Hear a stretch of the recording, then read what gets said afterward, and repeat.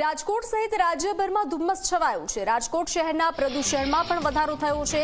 શહેરનું AQI level 265 ને પાર પહોંચ્યું છે। રેસકોર્સ રિંગ રોડ પર 265 એક્યુઆઈ લેવલ નોંધાયું છે તો શહેરના અનેક વિસ્તારોમાં ધુમ્મસ છવાયું। ધુમ્મસના કારણે વિઝિબિલિટી ડાઉન થતા વાહન ચાલકો પરેશાન થયા હતા। શહેરનું એક્યુઆઈ લેવલ 265 ને પાર પહોંચ્યું છે તો પ્રદૂષણમાં વધારો થયો છે। ધુમ્મસ જોવા મળ્યું। રેસકોર્સ રિંગ રોડ પર 265 એક્યુઆઈ લેવલ નોંધાયું છે।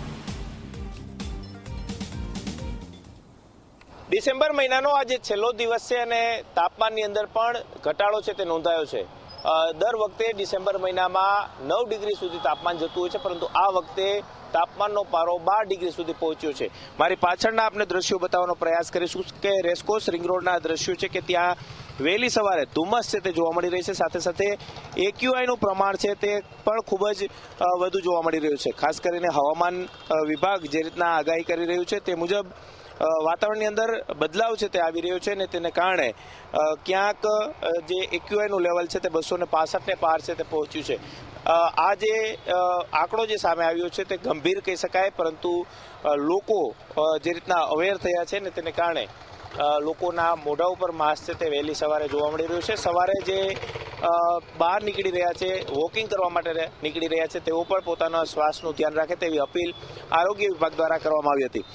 જે રીતના શિયાળો હોવાને કારણે ધુમ્મસનું પ્રમાણ છે તે રહેતું હોય છે ને તેને કારણે પણ એક્યુઆઈનું લેવલ છે તે વધારે રહેતું હોય છે। સાથે જ ડિસેમ્બર મહિનાની અંદર નવા રોડ રસ્તાઓ બનતા હોય અને તેને કારણે પણ રસ્તા ઉપર ધૂળ છે તે ઉડતી હોવાનું પ્રમાણ વધુ રહેતું હોય છે। બાંધકામ સાઇડો પણ અત્યારે ચાલુ હોવાને કારણે તેના ઉપર પણ જે ધૂળ અને ખાસ કરીને ધુમ્મસ છે તે જોવા મળતી હોય છે ને તેને કારણે ક્યાંક એક્યુઆઈ લેવલ છે તે ખૂબ જ વધતું જોવા મળી રહ્યું છે।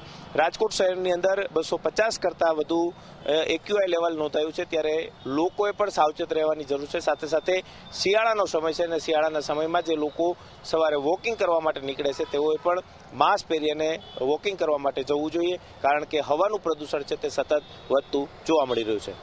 કેમેરા પર્સન ઉદય પવાર સાથે ગૌરવ દવે, ઝી મીડિયા, રાજકોટ।